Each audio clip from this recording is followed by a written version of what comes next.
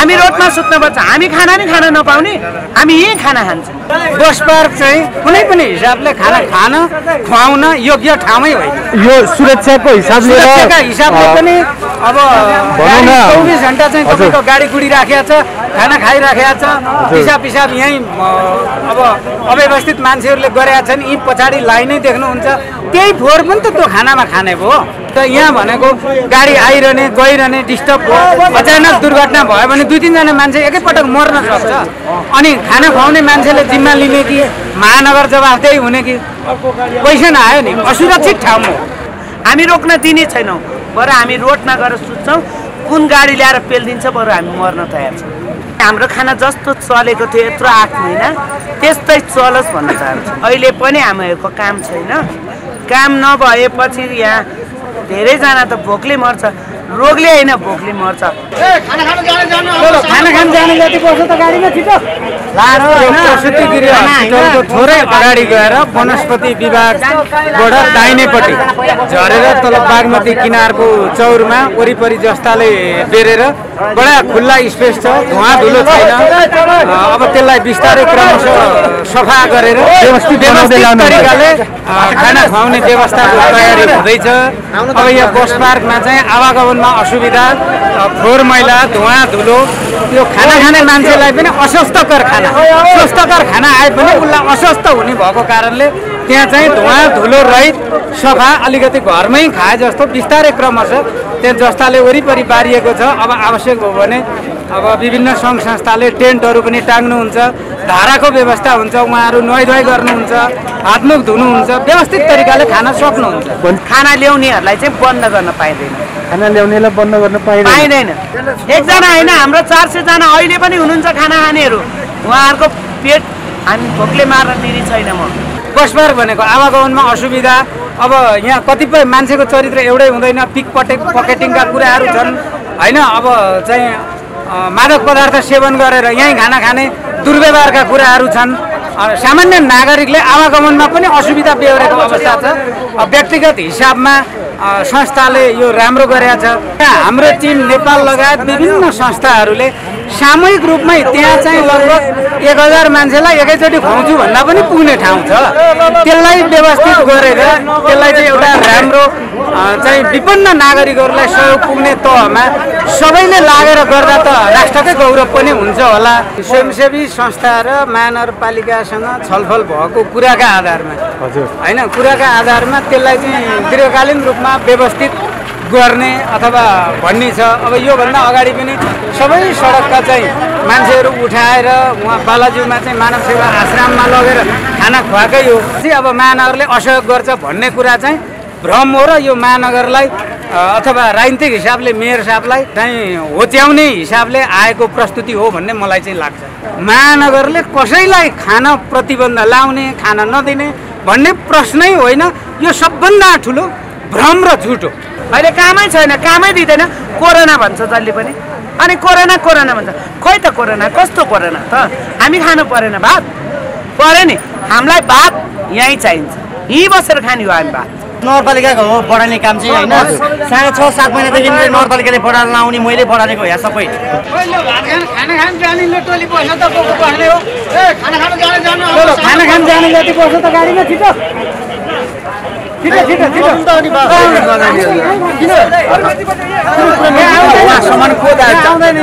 गाडीले पुग्दैन।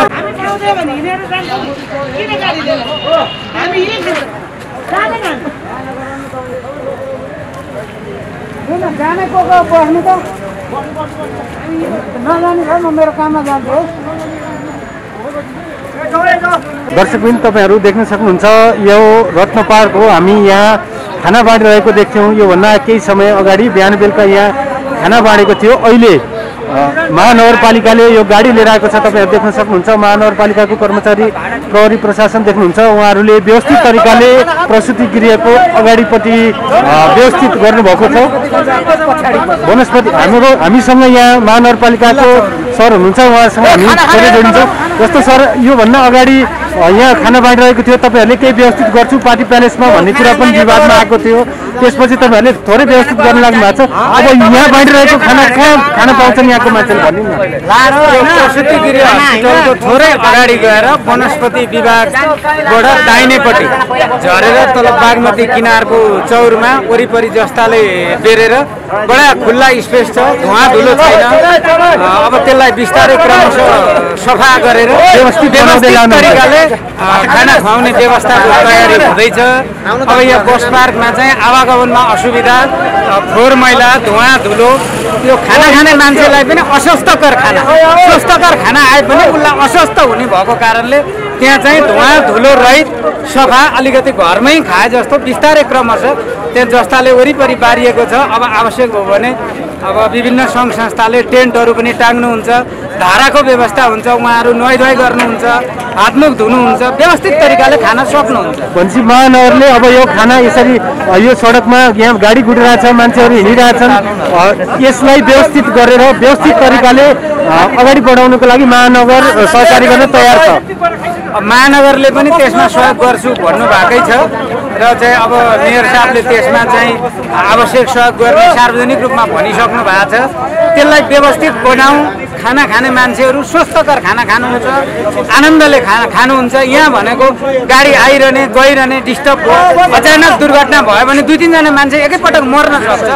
अनि खाना खुवाउने मान्छेले जिम्मा लिने कि महानगर जवाफदेही हुने कि पैसा नआयो नि, असुरक्षित ठाउँ हो बस पार्क भनेको। आवागमनमा असुविधा, अब यहाँ कतिपय मान्छेको चरित्र एउटै हुँदैन, पिक पकेटिङका कुराहरू छन् होइन। अब चाहिँ मादक पदार्थ सेवन गरेर यहीँ खाना खाने दुर्व्यवहारका कुराहरू छन्।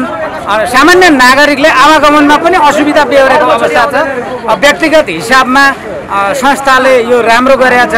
व्यक्तिगत हिसाबले एज ए नागरिकको हिसाबले मैले भन्नुपर्दा यो व्यवस्था अझ सबल बनाएर यसलाई व्यवस्थित गर्दा चाहिँ यो गौरवपूर्ण कुरा हुन्छ भन्ने म आफूलाई लाग्छ।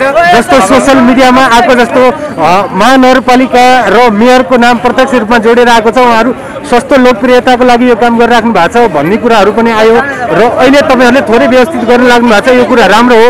अब यो रत्न पार्कमा जतिजना खाना खान बस्नु भएको छ, करिब 4-5-6 जना अहिले पनि खाइराख्नु भएको छ, उहाँहरूले यहाँबाट होइन यताबाट खाना खान पाउनुहुन्छ, तपाईँले खाना रोक्नुहुन्न होइन त? खाना रोक्ने भन्ने त कहीँ प्रश्नै छैन। महानगरले खाना खान दिनै हुँदैन, यो गर्नै हुँदैन भनेको मैले चाहिँ सुनेको छैन। एज ए कर्मचारीको हिसाबले पनि मेयर साहबले महानगरकै एउटा चाहिँ गौरवपूर्ण रूपमा त्यसलाई व्यवस्थित गरौँ भन्ने प्रयत्न गरे हो। अब कसैलाई राजनीतिक दुराग्रह लागेर अब विभिन्न प्रचार गर्नु त्यो गलत कुरा हो। त्यसलाई व्यवस्थित गर्न महानगरले सघाउँछु, महानगरपालिकाले भनेकै छ।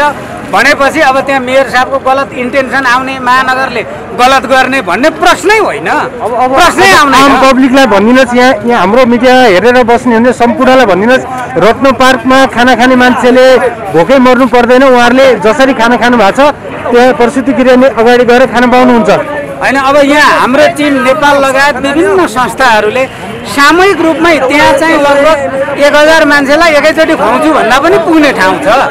त्यसलाई व्यवस्थित गरेर त्यसलाई चाहिँ एउटा राम्रो चाहिँ विभिन्न नागरिकहरूलाई सहयोग पुग्ने तहमा सबैले लागेर गर्दा त राष्ट्रकै गौरव पनि हुन्छ होला, समाजकै इज्जत पनि बढ्छ होला। त्यसलाई व्यवस्थित गर्न त सबैले प्रयत्न गर्दा सबैभन्दा उत्तम हुन्छ। बस पार्क चाहिँ कुनै पनि हिसाबले खाना खान खुवाउन योग्य ठाउँै होइन। यो सुरक्षाको हिसाबले पनि अब 24 घण्टा चाहिँ तपाईँको गाडी गुडी राखेको छ, खाना खाइराखेको छ, पिसाब यहीँ अब अव्यवस्थित मान्छेहरूले गरेका छन्। यी पछाडि लाइनै देख्नुहुन्छ, त्यही फोहोर पनि त त्यो खानामा खाने भयो, त्यो त राम्रो भएन नि। भनेपछि यो काम त यो खास नगरपालिकाको हो बढाउने काम चाहिँ होइन। 6.5-7 महिनादेखि नगरपालिकाले बढाएर लाउने मैले बढालेको यहाँ सबै। त्यसको लागि तपाईँलाई धेरै धन्यवाद होइन। तपाईँहरूले लिडरसिप गरेको मान्छेहरूले खाना खान पाउनुभयो, यो ठुलो कुरा छ। त्यहाँ जुन अब अहिले खुवाउने भनेको त्यो अब दिगो हो कि केही समयको लागि हो कि यो कस्तो पारिदिनु न, यो बुझ्न गाह्रो भयो सबैजना।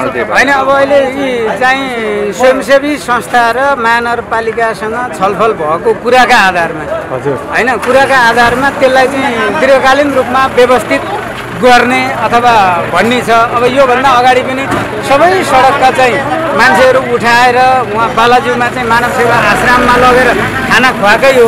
त्यसकारण त्यो गरेको थियो। अब बिचमा के मिलेन होइन, अब त्यो सबै हामीलाई जानकारी हुने कुरा पनि भएन।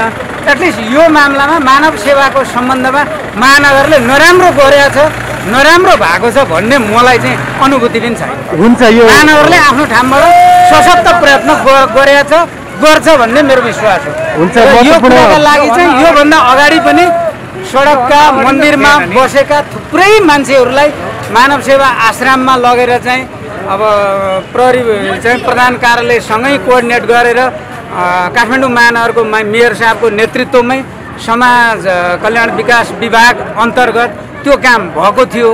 यो बिचमा के कारणले थोरै रोकियो होला, महानगर आफैले त्यसलाई इनिसिएसन लिएको छ भनेपछि अब महानगरले असहयोग गर्छ भन्ने कुरा चाहिँ भ्रम हो र यो महानगरलाई अथवा राजनीतिक हिसाबले मेयर साहबलाई चाहिँ होच्याउने हिसाबले आएको प्रस्तुति हो भन्ने मलाई चाहिँ लाग्छ। हुन्छ सर, महत्त्वपूर्ण विचारको लागि धन्यवाद। यहाँहरूले खाना रोक्ने भन्दा पनि व्यवस्थित गर्ने चरणमा लाग्नु भएको छ। यसको लागि हामी एकदमै एग्रेसिभ के मानेमा थियौँ भने तपाईँहरूले खाना खान नदिने भन्ने मानेमा थियौँ।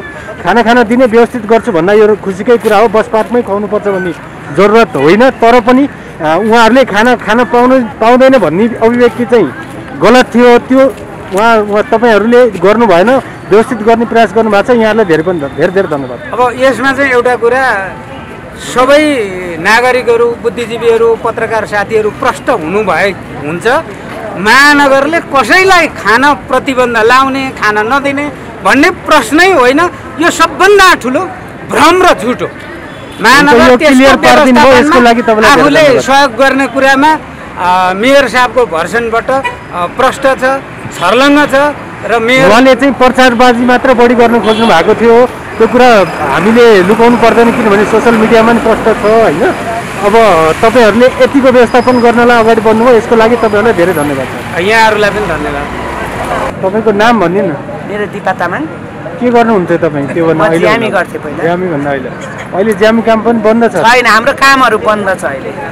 काम पाइयो भनेदेखि यो यहाँ सडकमा खाना खानु पर्दैन? आउँदैन हामी, अहिले कामै छैन, कामै दिँदैन। कोरोना भन्छ जसले पनि, अनि कोरोना भन्छ। खोइ त कोरोना कस्तो कोरोना त? हामी खानु परेन भात? पऱ्यो नि, हामीलाई भात यहीँ चाहिन्छ, यहीँ बसेर खाने हो हामी भात। जस्तो यहाँ खाना बाँडिरहेको थियो होइन, आजबाट नबान्नु भन्ने कुरा आएको छ। तपाईँहरू जस्तो मान्छेलाई चाहिँ खाना बिहान बेलुका खाना पाउनु भएको थियो, यो चाहिँ महानगरले नबान्नु भनेको छ। तपाईँलाई कस्तो लागेको छ, के भन्न चाहनुहुन्छ? म के भन्न चाहन्छु भने, यदि उहाँहरूले आफ्नो घरमा लगेर खुवाउन सक्नुहुन्छ भने चाहिँ है घरमा लगेर खुवाउनुहोस्, नत्र भने हाम्रो खाना जस्तो चलेको थियो यत्रो 8 महिना त्यस्तै चलोस् भन्न चाहन्छु। यहाँ करिब 300-400 मान्छेले खाना खाँदै आउनु भएको थियो। हजुर, 400 होइन, पहिला त 800 जनाले खानुहुन्थ्यो यहाँ खाना। आज भोलि कतिजना हुनुहुन्छ? अहिले हामी लगभग 400 जना छौँ। तपाईँहरूलाई कतिको राहत पुगेको थियो यो खानाले गर्दाखेरि? यसले त हामीलाई धेरै राम्रो गरेको थियो होइन, तर हामीलाई कुनै ठाउँबाट रात दिएर तपाईँहरू रुममा बस्नु, तपाईँहरूको रुमको भाडा तिर्छु भनेर चाहिँ कोही पनि आउनु भएन क्या। त्यही भएर हामीले 7 महिना रुमको भाडा तिर्न पनि सकेका छैनौँ। त्यही भएर चाहिँ म के भन्छु भने, अहिले पनि हामीहरूको काम छैन। काम नभएपछि यहाँ धेरैजना त भोकले मर्छ, रोगले होइन भोकले मर्छ। त्यही भएर म के भन्न चाहन्छु भने, तपाईँहरू यदि रात दिन सक्नुहुन्छ भने आएर यो रोडमा खाना नखा भन्नु चाहनुहुन्छ भने चाहिँ हामी खाँदैनौँ, नत्र हाम्रो रुमको भाडा र ऊ चाहिँ दिनै पर्छ, नत्र हाम्रो खाना ल्याउनेहरूलाई चाहिँ बन्द गर्न पाइँदैन। खाना ल्याउनेलाई बन्द गर्न पाइँदैन। तपाईँहरू जस्तो धेरै मान्छेलाई राहत भएको थियो? यहाँ धेरैजनालाई थियो यति बेला, यति धेरै थियो कि यति धेरै मान्छे हुन्थ्यो कि त्यति गरेर हाम्रो खाना रोक्न पाइँदैन हाम्रो खाना। हामी रोक्न दिने छैनौँ, बरु हामी रोडमा गएर सुत्छौँ, कुन गाडी ल्याएर पेलिदिन्छ बरु हामी मर्न तयार छौँ। हामी छोड्ने छैनौँ। यो कोठामा नि बस्न दिँदैन, कोठाबाट निस्केकोमा 7 महिना भयो। हामी रोडमा सुत्नुपर्छ, हामी खाना नि खान नपाउने, हामी यहीँ खाना खान्छौँ, छोड्ने छैनौँ हामी खाना बन्द गर्न दिन्छौँ। एकजना होइन, हाम्रो 400 जना अहिले पनि हुनुहुन्छ खाना खानेहरू, उहाँहरूको पेट हामी भोकले मार्न दिने छैन। म अगाडि नै आफू उभिन्छु।